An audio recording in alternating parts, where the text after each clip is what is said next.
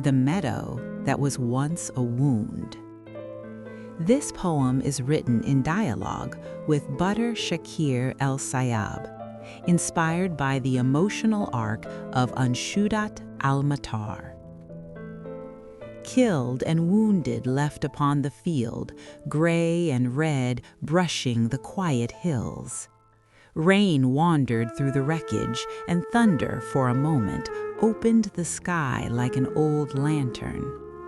For days the air carried a trembling cry, a sorrow drifting over the stones, then silence. A silence so deep it felt as though the earth had closed its eyes.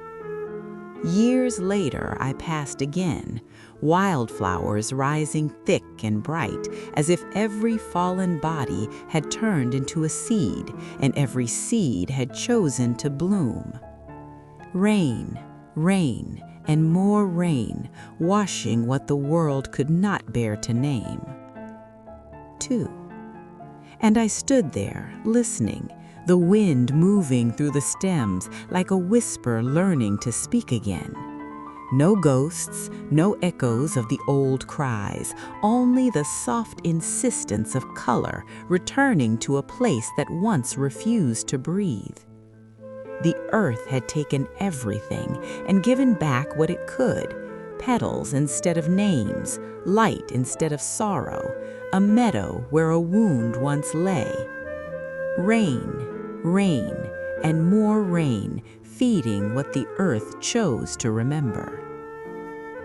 3. Rain, rain, and more rain, until the clouds grew thin enough for light to find its way through. And when the rain finally softened, falling in thin silver threads, the sun stepped through the clouds as if invited by the earth itself.